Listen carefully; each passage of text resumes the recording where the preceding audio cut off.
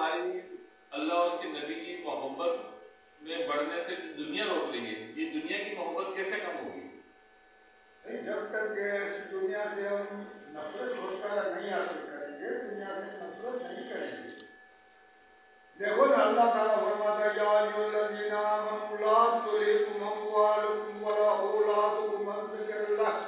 ومن یفعل ذلک فاولئک هم الخاسرون۔ ایمان والو خبردار، تیری اولاد اور تیرا مال اللہ کے ذکر کے بیچ میں نہ ہے۔ اللہ کیونکہ ان کے وجہ سے تم یہ فتنہ یہ آزمائش ہے، تیری اولاد مال یہ آزمائش ہے، یہ تجھے اللہ کے جان سے روکے۔ جب دیکھو محمد انفقوا مما رزقناکم من قبل ان یأتی احدکم، پھر اس کو اللہ کے راہ میں خرچ کرو، اس کی محبت جو دل میں ہے نا مال کو نکالو، اس کو لٹاؤ اللہ کے نام پر، اس سے پہلے کہ تجھے موت آ جائے۔ تو جب تک کہ اللہ کی مد مقابل جو چیزیں ان کو ہم ہٹائیں گے نہیں تو کیسے آئے گی اللہ کی؟ جب تک اس کو ہم دور نہیں کریں گے، ان سے نفرت نہیں کریں گے، ہاں یہ ہماری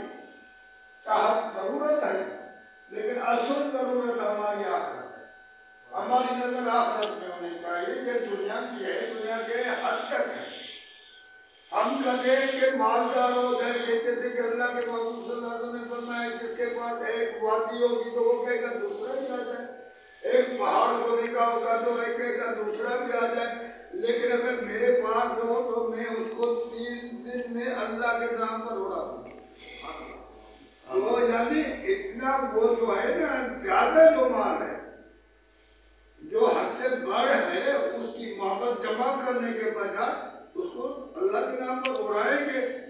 تو ہماری اندر میں اللہ کی محبت آ جائے گی، ان سے نفرت آ جائے گی۔ ایک سوال اور ہے کہ اللہ نے قرآن میں سورہ آل عمران غالباً اس کو یہ فرمایا کہ جب تک تم اپنی قیمتی سے قیمتی چیز اللہ کی راہ میں نہیں خرچ کرو گے تم نیکی کے مقام تک ہرگز نہیں پہنچو گے۔ یہ قیمتی سے قیمتی چیز خرچ کرنا، یہ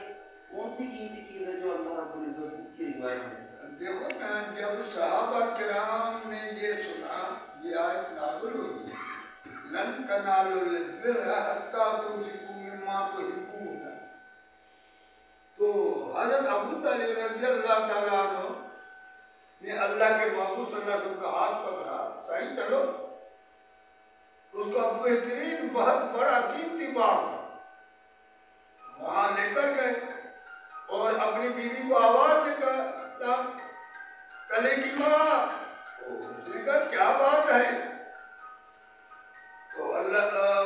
ابو طلحہ نے فرمایا باہر نہ کرا، میں نے وپار کر دیا ہے، باغ میں نے دے دیا، کس کو دیا؟ اس نے کہا سامان کو باندھ لو، باہر نہ کراؤ، میں نے اللہ کے نام پر اللہ سے سودا کر لیا۔ اس نے کہا جب اللہ کے نام سے لیا ہے، اللہ سے سودا کر لیا تو سامان کیوں نکالا؟ تو وہ بھی جب بھاگ کے آئے تو سامان بھی میں نے اللہ کے نام پر دے دیا اور وہ نکل کے آ جائے، کیونکہ وہ بڑا قیمتی تھا، ان لوگوں نے تو اپنی جان ہر چیز لٹا دی اللہ کے نام پر۔ جو قیمتی چیزیں تھے، حضرت عبداللہ بن عمر رضی اللہ تعالیٰ عنہ فرماتا ہے مجھے ایک لوڈی تھی جس سے مجھے بہت محبت، حالانکہ میں ان کو آزاد کر کے ان سے شادی کرنا چاہتا تھا، لیکن جب میں نے یہ سنا تو میں نے اس کو اللہ کے نام پر آزاد کر، اگر اس کو اللہ کے نام پر دیے ہوئے چیز کو واپس کرنا ہوتا تو میں اس سے شادی کر لیتا، لیکن اللہ کے نام پر میں نے اس کو۔ حضرت عمر نے کہا مجھے خیبر میں ایک چیز ملی تھی جو مجھے بہت محبوب تھی، میں نے کہا اللہ کا رسول یہ میں نے اللہ کے نام پر دے دیا۔ تو صحابہ کرام نے جو جو ان کی محبوب چیز تھی ساری اللہ کے نام پر لٹا دی۔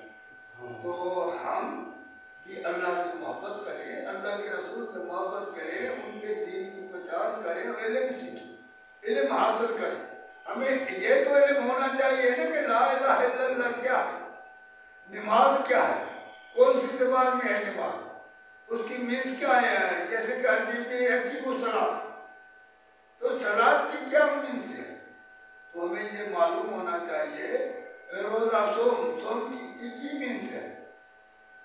تو یہ ہم فارسی میں پھنس گئے ہیں تو ہم اپنی زبان میں اس کو سمجھیں،